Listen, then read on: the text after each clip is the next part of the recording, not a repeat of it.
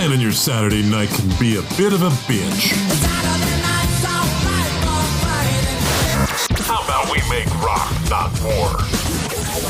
Load up Toxic Radio every Saturday night for the heavy metal happy hour with the one and only Fishman.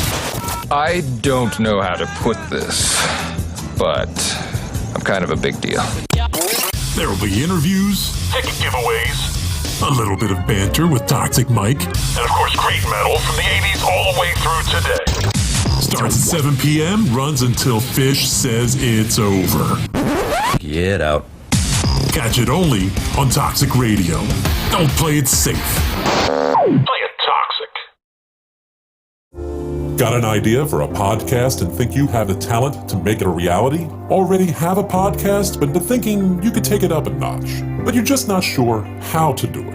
Well, Toxic Entertainment has everything you need to go from podcasting to podcasting.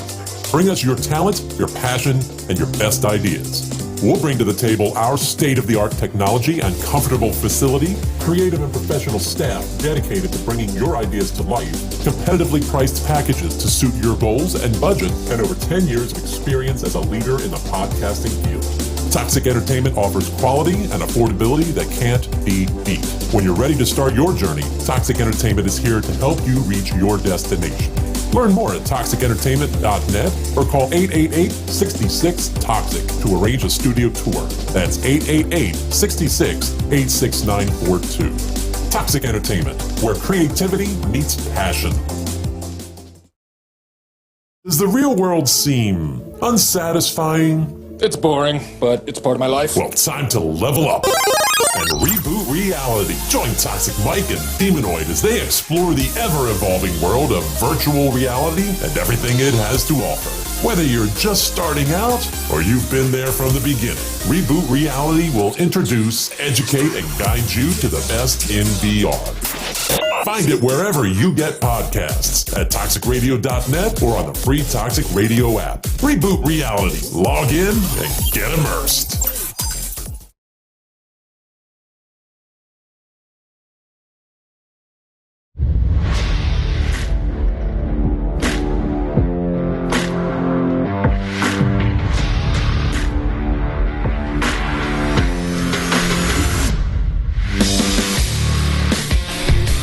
Hungry for Hope Nation, your host here, Donnie Hart, and I am live from the Toxic Radio studio for another amazing Wednesday night of Hungry for Hope podcast. We bring inspiration, we bring hope. That's what we're all about. We try to bring on people to share their story of inspiration and hope, but I don't do it by myself. I do it with my wonderful co-host, Angela. Yes. Hi, everyone. How are we doing tonight? You missed us last week? Here we are. How you doing, Angela? I know you're happy. We're back here live in the studio. We had an event last week. Yes. I was on video the week before that. We're back in our something different about being in the studio, right? Yes, 100%. Yeah, we had a guy, Richard Jensen. He came from Oregon to be on the show, and he said, he just kept on saying, I have to be there. I have to be in person. Something about it, Donnie. I need to be there. He was on a trip, but he went way out of his way, states out of his way to be here in person to share his story, because he's like, my story of hope. And he got an Emmy Award from ESPN for his story. He's like, I need to be there with you in person. This week, our guest isn't here, but he's calling in. We're in the studio. We're going to bring that hope for him. We got Kelly Collins from Deadliest Catch live. Kelly, you there, brother? Yo, little D, what are you doing, buddy? What's up, brother? So happy to have you on, man. Not a whole lot. I know you just good to be on, Miss Angela. Hey, yeah. See, I was going to say, Kelly, you can't forget me. You're just getting sure, done. I'll never forget you. I mean, come on. You came live. You've been fishing all day, right? Oh yeah. I've been on the boat all day, charter customers, and it's just been one of them things. Just another day out in the beautiful Gulf of Mexico catching fish. Yeah, where are you at for our viewers who are listening? Where are you at right now? I'm at the wharf at Orange Beach, Alabama. So that's Gulf Shores, Alabama, basically? Nah, it's in between. Well, the wharf's in between. It's pretty much Orange Beach. So it's close to Gulf Shores, but it's not actually in Gulf Shores proper. So awesome, man. I'm a big fan. I like what you're all about, man. I'm pumped to have you on the show. For everybody tuning in, you're on season 10 of Deadliest Catch on Discovery Channel. Awesome show. A lot of people love it, man. We've had Richard Jensen I was talking about, actually. He was a fisherman. He went out there in Alaska, so he shared some of that stuff. But it's just, everybody knows out there fishing. You've been on the water your whole life. You're a captain. But watching that show, Deadliest Catch, people know you're putting your life on the line. It's the deadliest job ever. Yeah. And it is considered the world's deadliest job. It is. The next thing considered next deadliest is working the flight deck of an aircraft carrier during night flight operations. So. None of us are doing that shit. I'm just saying. Did you ever think? Believe it or not, I did that also. Oh, okay. Well, this is why you're here today. Yeah. Did you ever think when you grew up you would be doing a job that is the most dangerous job in the world? Believe it or not, man, I remember when I was a real young kid, I was probably 6 years old, and I got the chance to step aboard my first sport fishing yacht. And it wasn't a huge fancy yacht, but it was a sport fishing boat. And I immediately got off the boat, and I looked at the captain, and I looked at my parents, and I said, this is what I'm going to do with the rest of my life. And anybody that knows me knows that, hey, I've always had a rod and reel in my hand since an early age, and just if you do something that you love, you never work. So I get to play on beautiful boats, meet different people from around the world every day, and get to go fishing. I like to say I get to go killing because fishing implies a chance of failure, but to be polite, we go fishing. So it's no surprise that people know you to yourself that, your life's been revolved, your careers and stuff have been to do with the water. Yeah. So you're pretty much, Donnie. I mean, when I was a kid, I was, my first word was pretty much boat. For real. You're smarter than me as a kid. I didn't learn that until like the 8th grade. Donnie, you're a smart dude. Come on, man. That's what I tell them, right? You gotta let them think you're not, Yeah. You never show your hand. Yeah. But yeah, man. So you live that crazy life. People know what they see on TV through Deadliest Catch, man. Me, from my background and pro wrestling, all the stuff I've been through. Unfortunately to the people, I'm sorry to let them down, but sometimes Hollywood and the cameras and even the media, they don't always, portray things how they seem. So there are things different. So you're on Deadliest Catch. First off, how did you go? How did you get on Deadliest Catch? Did you just fill out an application? Deadliest Catch? No. What happened was a partner of mine, Dan Silsby, his cousin owned a little cafe up in where I live now in Lillian, Alabama. We went out fishing that afternoon. We had a charter. We had our own boat. And George calls us and says, hey, dude, you never believe who's here at the cafe. And we're like, who? He's like, Wild Bill from the Deadliest Catch. Well, little unbeknownst to me, everybody had been talking to him about me. How good of a fisherman I am, this, that, and the other. And pretty much he sized me up, and I sized him up, and pretty much he said, you want to go crab fishing? I said, why not? Let's ride. And it was on from there, man. So if anybody don't know, Captain Bill was one of the captains from Deadliest Catch, one of the well-known cast members from Deadliest Catch, correct? Yes, he still is a captain. He owns his own boat now called the Summer Bay. He bounced from a couple different boats, but now he owns his own boat in Summer Bay. He's like any other captain. I mean, he's an asshole. I don't know if I could say that or not. You can say whatever you want, brother. So you had a reputation. People knew you. You were considered a guy who was, when it came to the water and fishing, you had a good reputation. Oh yeah, man. I mean, that's how you stay in this career. I mean, you have to have a good reputation. I mean, you got to be able to produce fish. You got to be able to be on time. You got to be able to do everything that anybody can do on a boat. You got to know how to do it, and you got to just be a waterman. I mean, that's the whole thing about it. You just got to be a waterman. So he offered you there. That's how that connection started. So Captain Bill was the one who brought you in, or? Yeah, Captain Bill brought me in. Every captain on the show picks their own crew. It's not like you go through an application process because you just imagine how many applications they would get from. Yeah, right. I mean, crazy story is we're in Dutch Harbor getting ready for king crab season. These two guys come walking up the boat. They had spent all their money flying from Mississippi, somewhere in Mississippi, to come up there to try to get on a boat. And pretty much I asked them, I said, well, do you got any fishing experience? No, we're brick masons. I'm like, all right, man, good luck.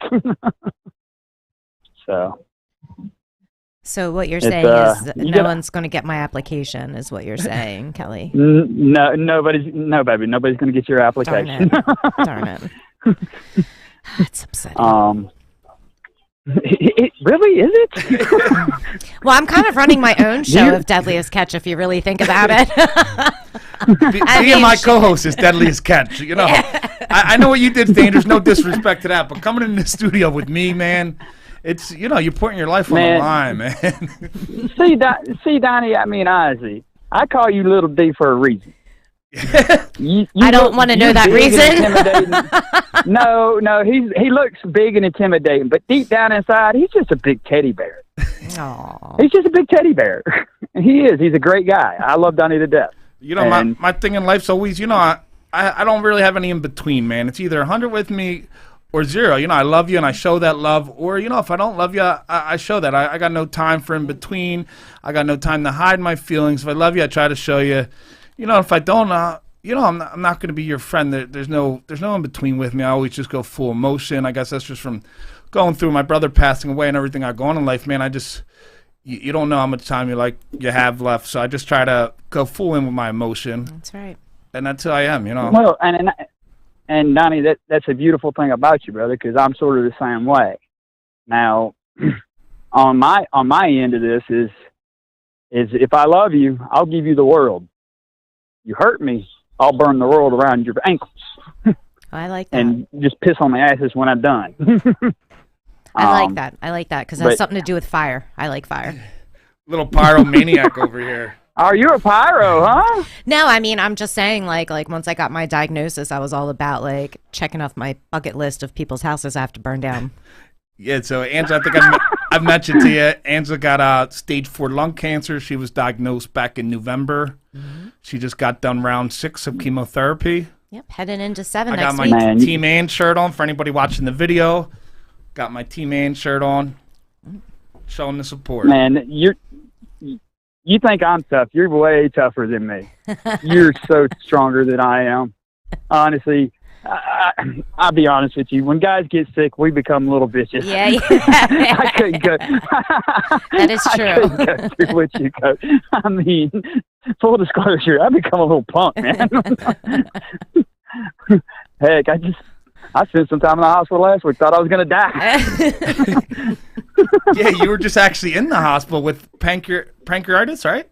Pancreatitis. Yeah, man. Yeah, wow. Oh. It was. Yeah, it sucked, man. And it was just like all they wanted to do is just pump you full of pain medicine. And I'm like, no, you got to find the reason why this is going on. And I want the reason now. And they couldn't ever give it to me. So.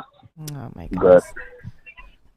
Yeah, but anyway, just anytime you go through, even I've felt it with you, with me, even Angela going through, something completely different, but her life-altering thing, cancer, something she didn't choose, nothing she did wrong to get it, just happened. But even you've been through some stuff in life, man. You've had some highs, you had some lows, you've been in the national news, and even my story, I feel like you can feel a different vibe from people when they've gone through some stuff, when they've seen some shit in life, man, when they seen the dark side of life, and they're still there fighting, and they're still fighting the good fight, and they're still trying to get the best. You can feel that vibe from somebody, man.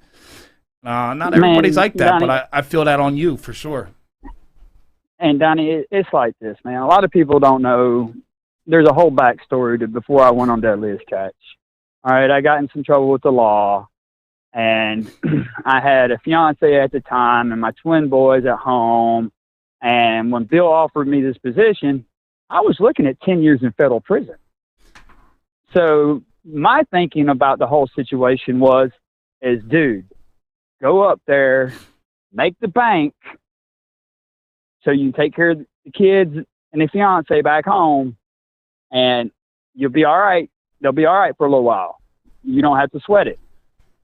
Well, it turned out I was on federal pretrial release at the time, and everybody's seen this on the show, is that the probation people violated my probation. They said that I had left the country, and they had the U.S. Marshals looking for me. Well, last time I took a geography class, Alaska's in the United States. I didn't leave the country. That's all on the show. That's how it all came to light that I was actually in trouble. Up until that point in time, I was trying to keep it under wraps. Just no. And stupid me is I get a phone call from my fiance when we hit Dutch Harbor, and I forgot I had the mic on. And I went walking down the dock, and boom. It was the two video guys were on the boat, and they were actually listening to the audio, and like, you didn't tell us that. And I was like, oh, great, here we go. And then they started making a big deal about it. So it's just that's how that all went down, man. But it so was when you went on Deadliest Catch, Kel, did you had open charges? You were out on a pretrial release or whatever from from the feds. Yep. Did you have a warrant for your arrest when you? Now, did you go on Deadliest Catch to run from the law? Would you say? No, you weren't trying to run. No, I never went on. I didn't. I would never run. I'm not a runner. You're trying to do it to put your family in a better position, man, because everybody knows the kind of money. Yes. You had the kid. You had that. You knew. You fucked up. You can't go back. You knew what you were facing. 10 years in Fed. Yeah. You knew you were going to have to man up and face the music, but you were basically trying to look for a way to make it a little better for them. So you just weren't in there. They didn't have nothing. So is that one of the reasons you say you went on Deadliest Catch? That's exactly one of the reasons why I went on Deadliest Catch. And believe it or not, it's like the week prior to me going on Deadliest Catch, I was supposed to fly out to Dutch. I actually got sick. Alaska. And I spent, in Dutch Harbor, Alaska. Yeah. I actually got sick, and I was sick for a week, man. I mean, just in the hospital, sick as hell. And then I went on the show. I was still weak. I mean, I wasn't 100%, but I in my mind, I was like, dude, let's go do this. You got a goal. It's not that hard. You can just grind through it. And that's what my intentions were, to go up there, stack the cash up, and be able to put my family in a better position. Now, when they were putting you on this show, did they ask you, like, hey, Kelly, are you running from the law, or do you have open charges? Did they? No, they didn't ask. Was there any kind of vetting process? They knew you were this. You had a reputation of the guy on the water, the fish. But did they go through, your criminal history or anything? No. They didn't. Negative. So you didn't deceive them or nothing. You didn't deceive them. No. So it wasn't like you were trying to hide anything. No, but it's like this. I mean, honestly, it's like if they're looking for squeaky clean people to be on that show, there would be nobody on that show. Exactly. That wasn't part of that wasn't one of the questions on the application process. I'm just saying. Because I filled out my application. I mean, if they were looking for squeaky clean people, they'd never have a show.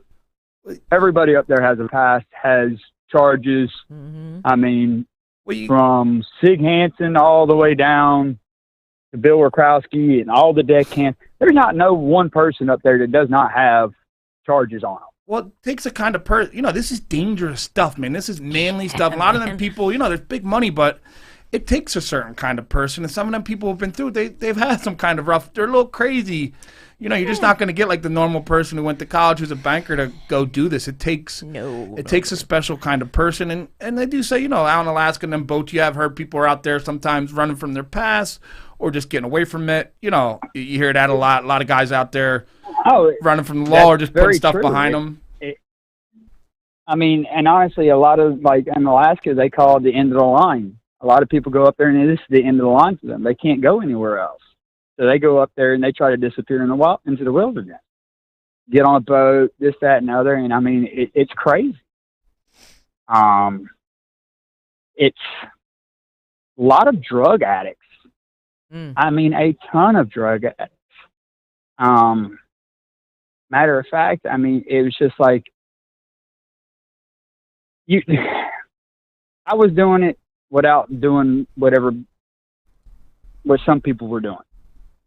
And to stay up those hours, to stay up and do the job the way you're doing the job, people are like, you got to be on something. That makes sense. Well, I wasn't.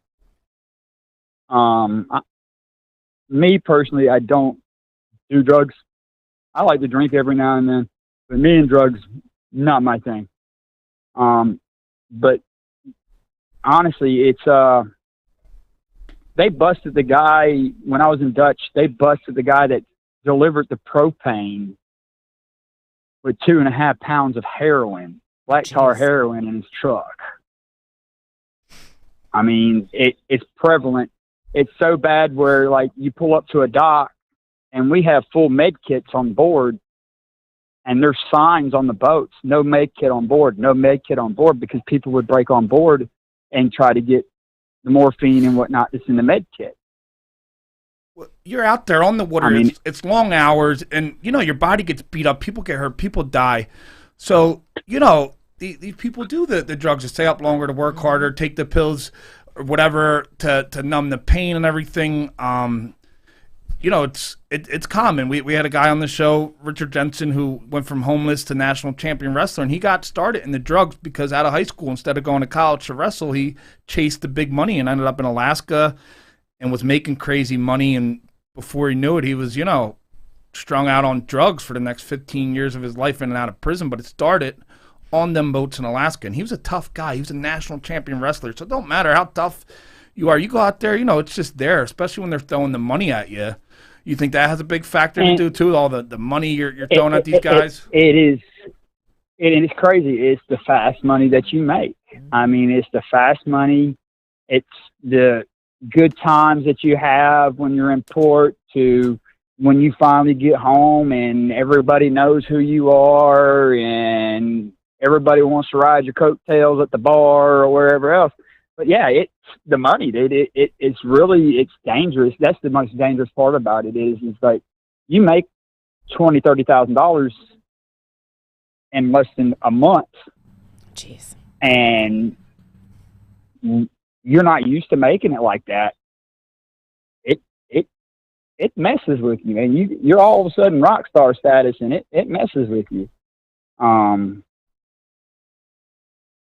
My bad part is that I had an addict at home that was running through all my money. So, so were you sending the money home? Were you sending the money home? Oh yeah. Make sure the kids and her were taken care of and the whole 9 yards. Doing what I was supposed to do. So you were, I was just to paint the picture, Kel. You're on this ship. You're trying to do it for the betterment of your family. You had the legal stuff, and I know how that is, man. That's a dark cloud hanging over your head when you're facing double-digit numbers in prison away from your loved ones. And you're a guy like that. There's people belong in jail. There's people mess up like me and you, but like that's not where a guy like you necessarily belongs. And this is over your head. And then you got back home, like you just mentioned, you were dealing with some addiction problems with somebody close to you. And you're on the boat with all these people. Yeah. You had a lot going on. And then you're on the camera, Yeah. Then you got to say, Showtime, Hollywood. Mm-hmm. Yeah, and that's the thing about it is like there's only so much somebody can actually be, I wouldn't say fake, but honestly, whenever you have pretty much the weight of the world on your shoulders. You know what you're facing. You're up here. You're doing a job that is deadly as crap, and you're just trying to do the best you could do. It's a lot. And you know, every day you're waking up, you could die too. That's the most deadliest job in the world. So that all this stuff factoring in. How old were you when the show started? I was 30s. 30. Yeah, early 30s, mid to early 30s, and it was just like, man, honestly, it was crazy. It was to have all that weight on you at one time on your shoulders and try to smile and do what I did. It's insane. But it's like this, you're getting filmed 24/7. And you can't have a show about catching crabs up in Alaska without having the drama. Right. And it's scripted. All right. You might watch that show for 30 to 45 minutes, however long the show is, but they're showing a week's worth of crap in 30 minutes. So they got to condense it and get all the most juicy drama they could get out of it. And so that's whatever the public's seen. I mean, I have not sat down and watched an episode of me on the Deadliest Catch ever. I've never watched one, refused to watch one, because I've had people tell me, "Oh my God, they made you look like an idiot. They made you look like you're weak." Blah, blah, blah. And I'm like, no. And it was funny. It was like when I finally did get sentenced to prison time, man. It was really funny to walk behind. The most sobering moment I've ever had in my life was riding on that prison bus and seeing all these well-manicured lawns. And you're in Atlanta. So well-manicured let's get this lawns, picture, Kelly. You went from TV, Deadliest Catch, this job where, you were going to bars and people were like, "Oh, Kelly," you're kind of a big deal. Yeah. And now you're on a bus going to federal prison for a hefty sentence. You were sentenced to 57 months, correct? That's correct. And there 4 you are. years, 9 months. You're on that bus. You're seeing these manicured lawns, and it's all set. And tell us, continue. How did it feel on that bus at that moment in your life? Man, honestly, you're shackled up and you're on the bus, and it's like you see this huge building, and out front it says United States Penitentiary, Atlanta. And I mean, it's just like a granite castle. And I mean, like solid granite castles sitting there, and long cell houses, the whole 9 yards. And then you pull into the Sally Port, and there's guys pissing themselves. There's guys shaking to death. And you're just looking around the bus, and you're like, all right, we're here. They get you off the bus, and reality really kicks you in the ass when you hear that damn door shut behind you. I mean, that door shuts behind you, and you're there. You have just lost everything that you thought you ever had in a matter of a second. And that's when the reality kicks in, like, oh shit, I'm in prison. That was probably more of a more scarier setting for you than Deadliest Catch was, which is shocking if you really think about it, because you're working the most deadliest jobs. You're on a massive boat in the deadliest of storms and seas, and I'm sure prison was much more terrifying. It was at first. It really was. And it was just like there was, I want to say there was 20 of us on the bus. And you go into the processing center, and nearly 3/4 of the guys on the bus, they ask you, can you walk the yard? And some of them had charges where they couldn't walk the yard. They might have snitched on somebody. They might be a pedophile, whatever. They might be in bad cahoots with their gang that they were in because they did something to put them in bad standing. They all go to protective custody. Even it was me in and prison, they still have, it's people, who went through some shit, but they still have a code there. Even these people, these prisoners, they don't like these pedophiles. They don't like these people who didn't take responsibility and snitched and, the rapists and stuff. There's a whole different set of rules, man. It's a whole different world.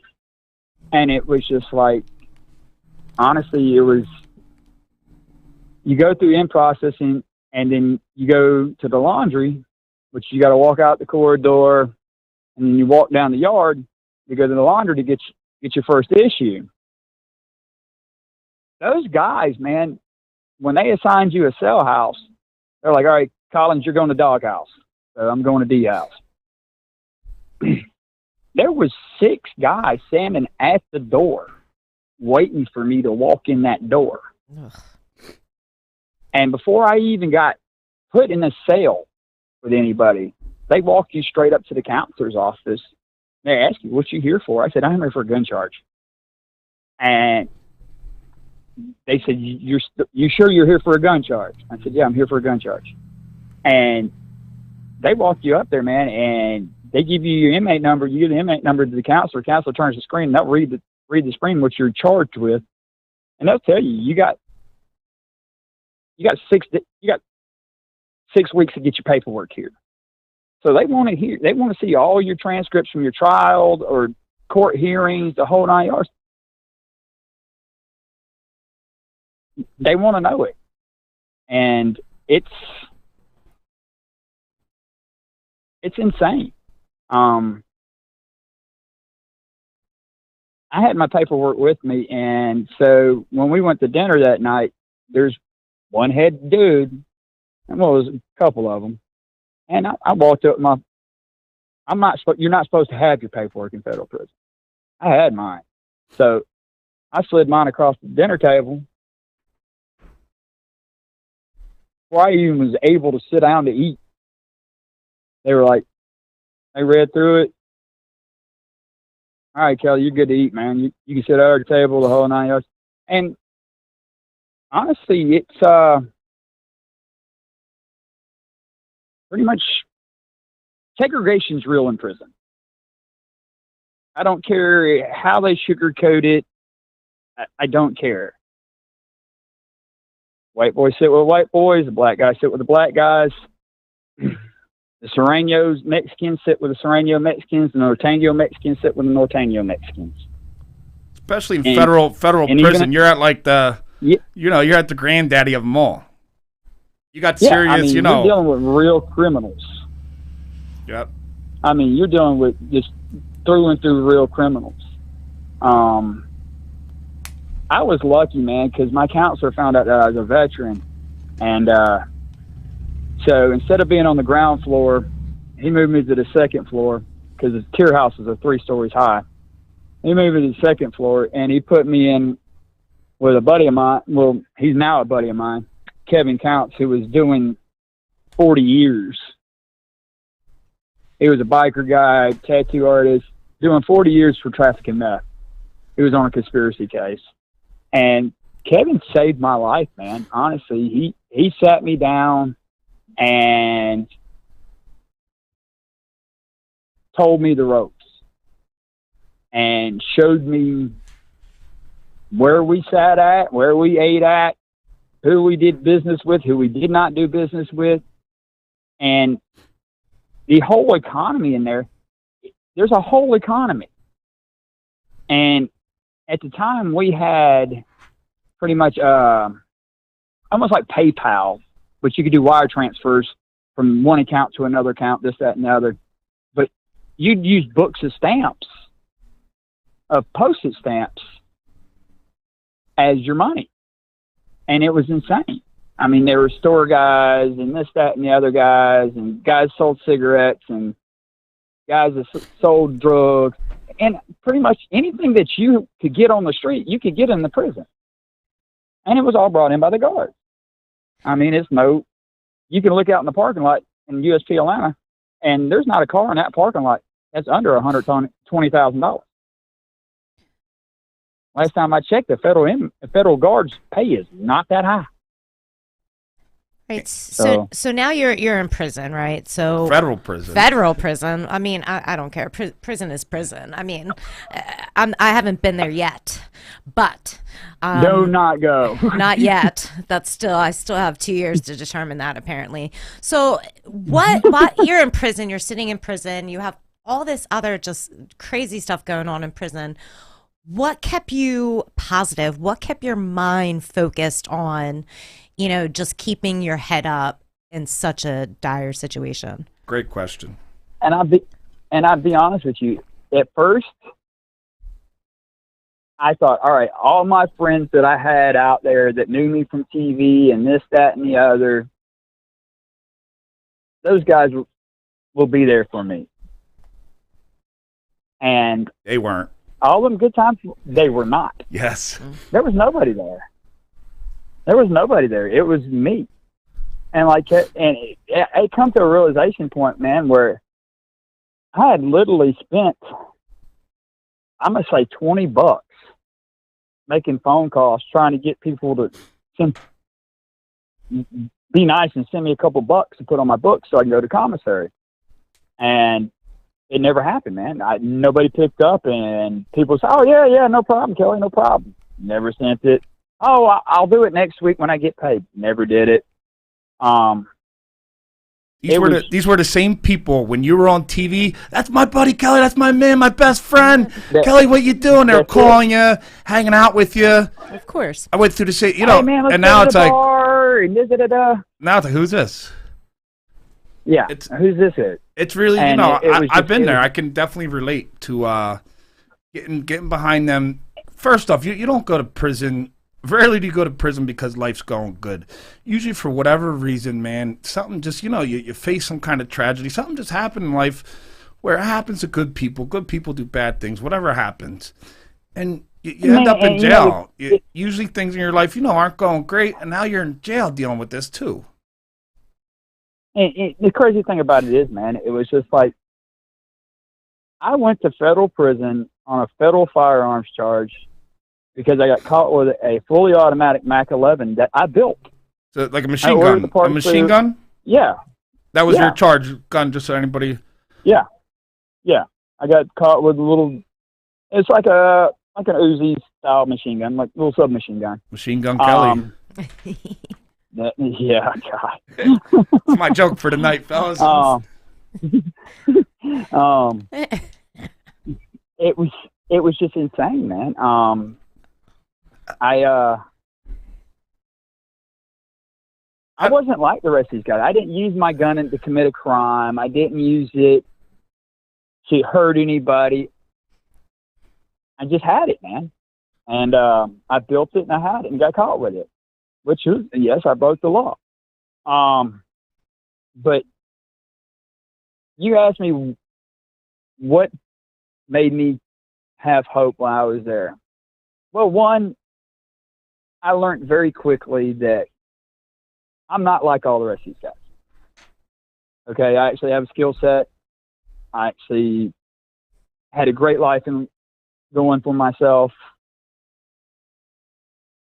And I wasn't strung out. I wasn't none of that. And one day we're going to rec.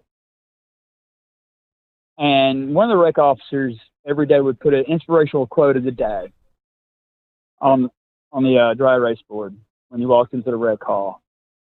And I never paid attention to it until this one day, man. I walked into the rec hall to go shoot some pool, and it stopped me dead in my tracks. And I'll never forget this for the rest of my life. The quote of the day was, "This is a minor setback for a major comeback." And I said, you know what? Now's the time to start planning my major comeback. And that's what I did. When I was in Atlanta, I worked in the HVAC shop, teaching guys how to do refrigeration. I pretty much had carte blanche. When I was there, I had a free pass and tools on my belt, and I could go anywhere I want to in the prison. Fix anything I want. Ice machine here, whatever. Air handler here. And I got the trust. I got that trust because these guys, the guards knew that, hey, dude, this guy's not. But then on the other hand, you are in federal prison. So you need to start thinking like a convict and not an inmate. So you need to start finding your hustle. So that's how I found my hustle. I would install electrical sockets. I would do all kinds of stupid crap because nobody in the world was supporting me. So I had to support myself, which is whatever, man. It's how you survive. Kelly, I'm just gonna, you make it sound like so easy that you're able to stay positive. I've been there, man. I wasn't in federal prison, but I was in jail. I was facing life in prison. I lost everything. Like I said, you go to jail, usually things in your life aren't going good. My brother had died, my fiance had left, my dream job, all that stuff. Similar to you, you're on TV doing what you loved. I was on TV doing what I love. Now I'm in jail with these other people. And at first I'm like, these people are me, but then I'm like, maybe this is who I am. Maybe I am a monster. Maybe, this is where I belong. And at first, I was just ready. I went in there and, you throw me to the wolves, I'm going to lead the pack. And you get that mindset, man. I know when I was first in there, I was just in self-destructive mode. I was like, this is where I belong. I was in a horrible spot mentally. I had lost everything. And, we just tell ourselves, maybe we're not a good person. Maybe this is where we belong. And it's hard to get out of that, man. You saw the minor setback for major comeback quote. Man, I had somebody write me letters. She was on the show a couple weeks ago. It's just one thing, one person, one counselor, one friend, one stranger, just saying, just reminding you, like, hey, there's something bigger to this story. Like, I honestly feel like you went through everything you went through, Kelly, because there's something bigger to your story. And to get to that bigger thing, you had to go through federal prison. You had to do them 57 months. You had to go through everything you went through. But I just want people listening, it's not easy, that mindset you kept, man, because it took me a long time. And then even when I got out, it took me years of slowly putting the pieces back together. It was a slow process. It don't have to be overnight. But I just want people to realize how hard it is. And, you can say, oh, well, you blame yourself. It doesn't matter. I blame myself. I knew, I took full responsibility, but it's still hard, man. And to find hope like you did, to be positive in such a negative place. You're around mobsters, gangsters. You're around the worst of the worst. You're in federal prison. You don't go to federal prison by being a good person usually. And you were able to keep that hope, man, and that minor setback for a major comeback motto. It's just, I want people to realize how impressive that is. Mm-hmm. And it's like this, Donnie. Honestly, it was like, there's a saying in federal prison: either you can do time or you can let time do you. And I refuse to let time do me. So I sat down one night, man, and it was really crazy. Is I got in some trouble. I was making moonshine, and I got busted, got ratted out. You were making moonshine in prison. You got ratted out by some scumbag, snitch, lowlife, no good for nothing. Just that one at my cell and the whole 9 yards. So me and Kevin go to the hole, and pretty much, man, I told Kevin, I said, dude, he's tripping about losing good time and this, that, and other. And I said, man, dude, you've been down this long. I'm not letting you. Nah, I got this. So I took charge on the chin. I just said, it was mine. So I lost, I think it was like 90 days of good time, and I lost some privileges, and I had to spend, I think it was 60 days in the hole. And I got celled up with a guy named William Sequeira. His name was Boston Billy, man. And it's crazy is that Billy, you ever seen that movie, The Town? Yes, sir. All right. Billy was one of those guys. One of them Fall River, Boston bank robbers in the armored car gangsters. Yeah, he's a townie, dude. He's a townie. And it's like, it's crazy is that I got celled up with him, and dude, we would read books and this, that, and other. And that's what I did a lot, man. I didn't mess with the TVs. I didn't go I'd go outside, man, go work out on the yard. I'd come back, man. I spent most of my time reading, dude. Just reading different books that I could get my hands on. I've read every Clive Lester book there is that our library had. Some Tom Clancy books. I mean, I read. I educated myself. It was really neat that I did that to keep my mind in a spot where I could be and still be productive. It was Billy that told me, man. He's like, dude, you have an out date. Just remember that. Some of these guys don't have an out date. And I remember when I come home, I got in an argument with a fellow captain of mine. He said, oh, life in federal prison is only 20 years. I said, no, life in federal prison is life. Right. There is no parole. You do life. And there's people in there doing life. They will never see the light of day. They're doing life. So they do what they do. And they live their life. I said, I'll never be one of those guys. Angela, you want to jump in? So, Yeah, I mean, so Kelly, I know being in prison is hard, right? So, What, you been there before, Angela? No, I'm potentially going in there. I'm potentially fail to see that. You never know. No, allegedly, Angela. You got to learn the word allegedly. Allegedly, right? So. Yes. Don't be a snitch, Donnie. So worst kind of people. Worst kind of people. I'll take care of you after the show when we're off live, so there's no witnesses. So, but coming out of prison also for people can be extremely hard because some people are coming out of prison, they've been in prison, there's no job, there's no family, there's no friends, it could be really hopeless coming out of prison. So the same thing that kept your head up in prison, what was keeping your head up as you're coming out and now you're out of prison, you spent all this time in prison, where do you go from there?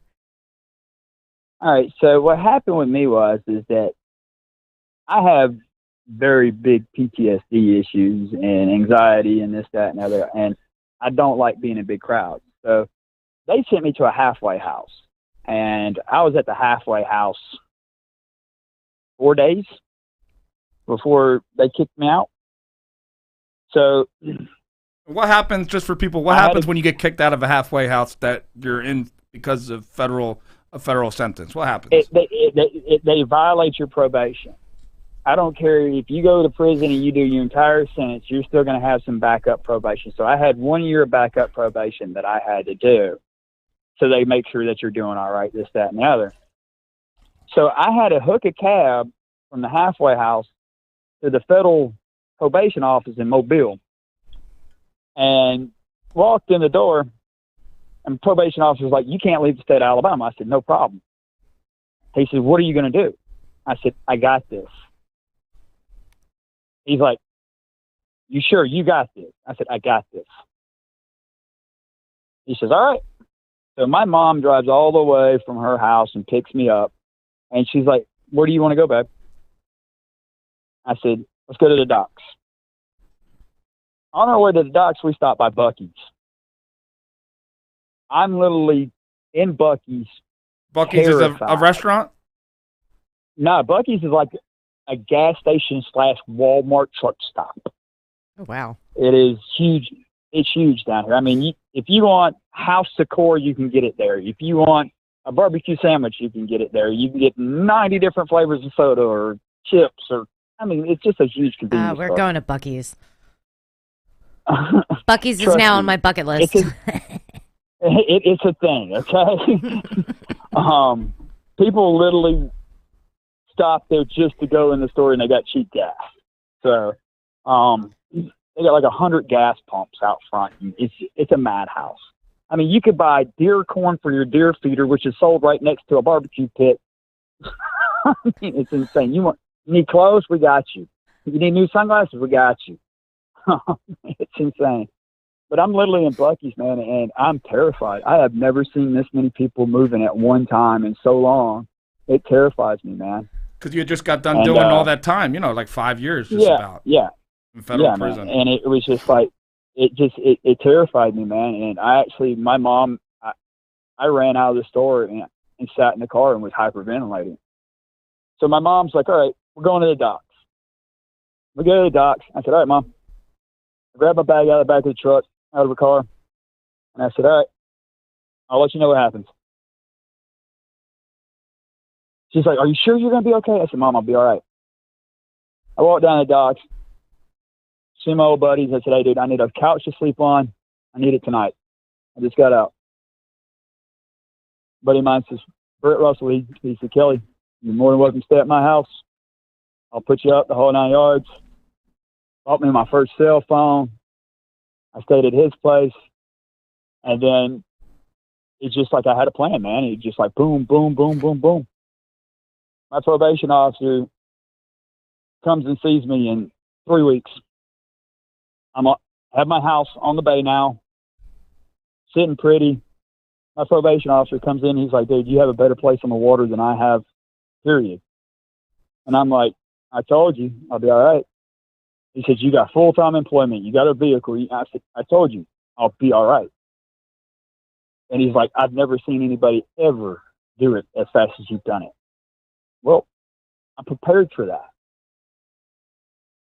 I'm prepared to be able to do that.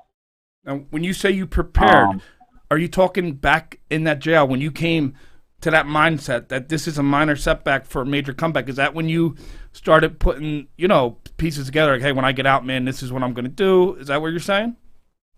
That's exactly what I'm saying. Our good friend Jeanette and Janet Gallagher, the Gallagher family. Shout out to all them. They're watching. I love them. I love Bob, Kelly, Janet, Jeanette. Love the Gallagher. I love the Gallagher family with all my heart. Amazing people. I would ask Janet. I mean, I can never say enough great things about them. And they sent me magazines. I mean, I got 5 different magazines while I was locked up. I mean, from Marlin to yachts to sport fishing, this, that, and the other. And I studied it. I read them, and studied them. And then I was working at education at the time, teaching classes for guys. I was preparing for when I stepped out because I knew that I had nothing and I had to prepare for that. And I was not going to fail.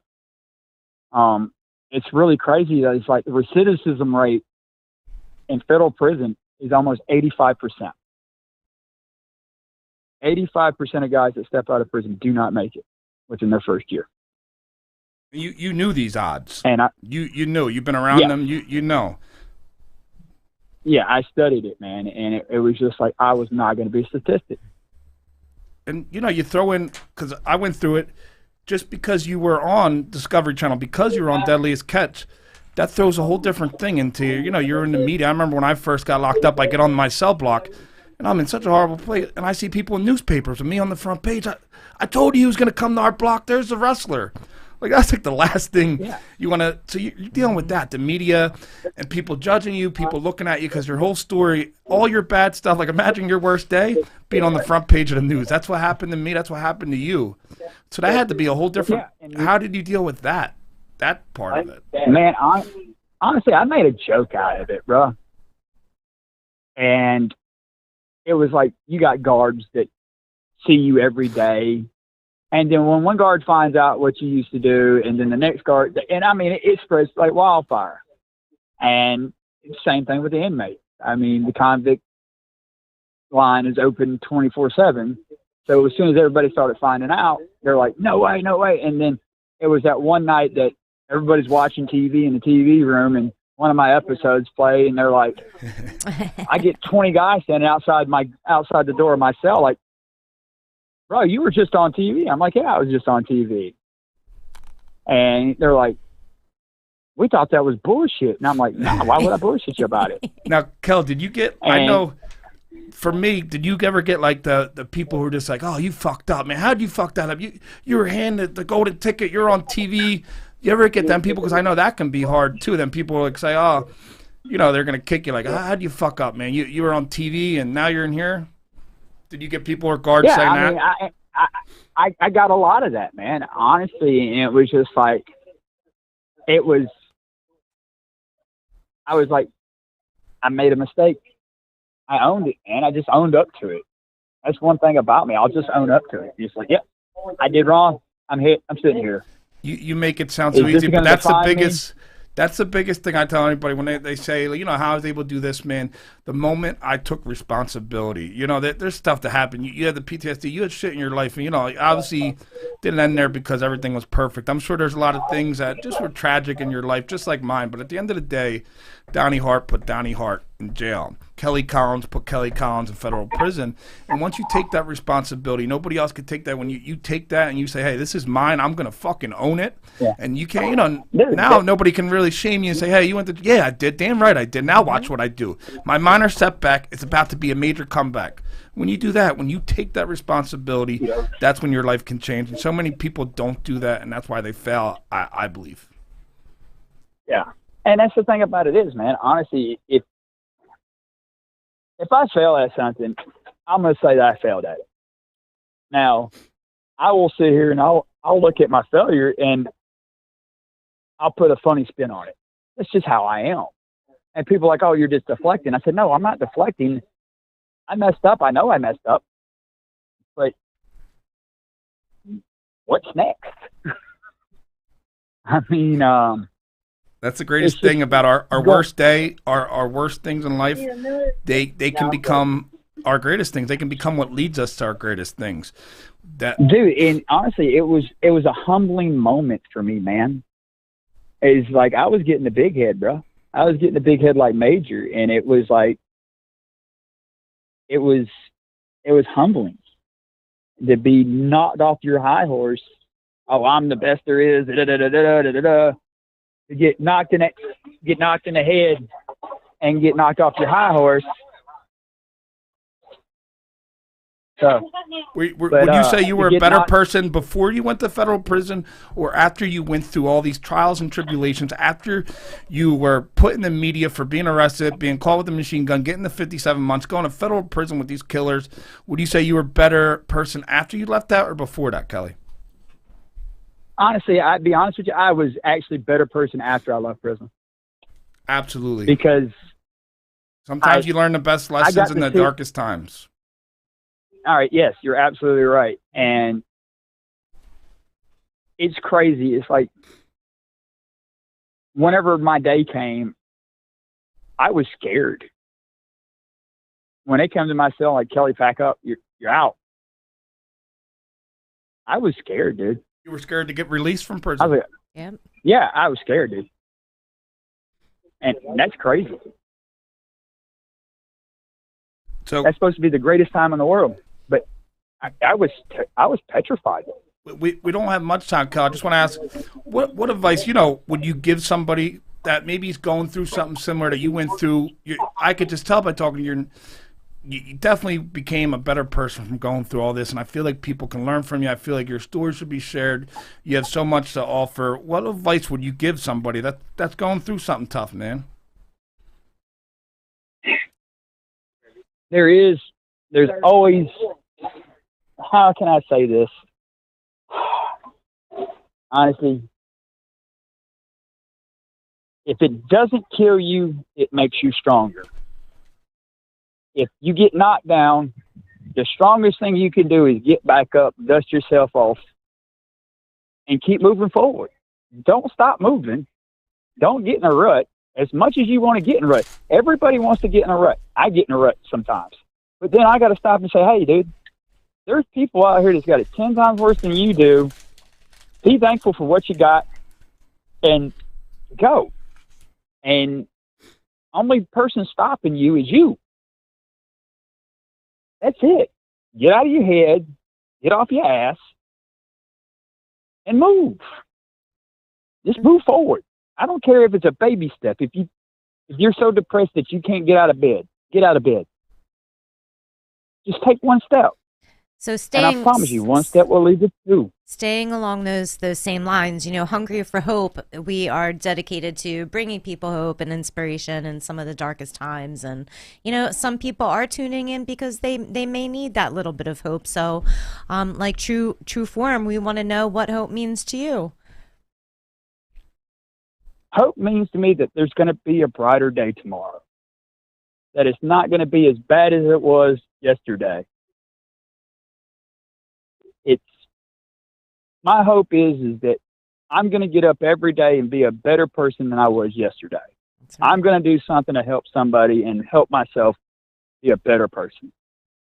That's what hope means to me. And being able to help somebody that whenever they're in their darkest times, because trust me, we all go through them. I mean, honestly, depression's the son of a bitch, man. Depression, anxiety, Yep. I mean, just general hopelessness. Oh, this will never get. You got to get out of that mindset. You got to get out of that mindset. You got to say, you know what, man? Yes, today sucked. There's always tomorrow. Get up, move. Keep it pushing. Your words mean so much. We could do this all night. We got to wrap it up. We're definitely gonna have you back on. Before we get out of here, Kelly, man, anything you want to leave the Hunger for Hope Nation with? Anything you want to leave? This is your time. You got to share finally without the Hollywood lights and stuff, and I think it was amazing. I think so many people are going to realize the kind of person you are, and they might have got a different opinion of you from the show and what they read in the media than who you really are. That's the first thing I noticed. We hung out. We went on the boat, man. I'm friends with you. We got a lot of mutual friends, and I just realized right away, this isn't the guy I thought, that people say. And what do you want to leave everybody with, man? It's an amazing interview. Thank you so much. Your time. Donnie, I'm going to put it to you like this. How can I say this? It's just like this. Never judge a book by its cover. Until you get deep into its chapters, you know the true person that you're dealing with. Yes, we all have past. All right? Like they say, all saints have been sinners, and all sinners can be a saint. Mm-hmm. Just don't let it knock you down. Just, you know what? Hey, I get this all the time. It's just like, when you're down and out, that's when you find yourself. And when you find yourself, be yourself. And no matter what anybody says about you on the media, whatever, oh, that guy's a convict. Da, da, da, da. Well, you seen me on the street. You wouldn't know me know that I went to prison or not unless you knew who I was. Don't let your situation determine who you are. You determine your situation. And it's as simple as that. If you can live like that, you'll be golden. And treat everybody with the utmost respect and just decency. Be decent to people. And a yes, sir, and a no, ma'am goes a long, long way in this world. Good old-fashioned respect. Yes, sir. Man, Kelly, everything you said is amazing. I think so many people are going to listen to this and realize, I listen, I'm like, this guy should have been a star of the Deadliest Catch. Not somebody, they went through what you went through. Like, you should have been the star. You're such a genuine person. I love talking to you, man. I love hanging out with you. You're real, man. People need to hear your story more. Thank you so much for coming on, Kelly. Hungry for Hope Nation, thank you so much for listening. The Gallagher's, thank you for connecting us. I love you guys. Anza, thank you for being a wonderful co-host. And what were you saying, Kel? Hey, guys. Donnie, I thank you for having me on. Angela, thank you for your time. And, yes, shout out to the Gallagher family. Baby girl, you're way stronger than I am. Oh, I mean, honestly, everything that you're going through, sweetheart, my prayers go to you. Thank you. Thank you so much. Donnie, I love your brother, man, and it's been cool hanging out with you. Hopefully, we can get it back out on the boat, man, and maybe next time I'll take you boat fishing. Absolutely, brother. Love you, and shout out to Kelly Gallagher. I know going through some stuff with your partner, man. We're all here for him and you. We're sending positive vibes. Love you guys all. Hunger for Hope Nation, we are out of here. We will see you next Wednesday, 7 p.m. I'm out of here. Out.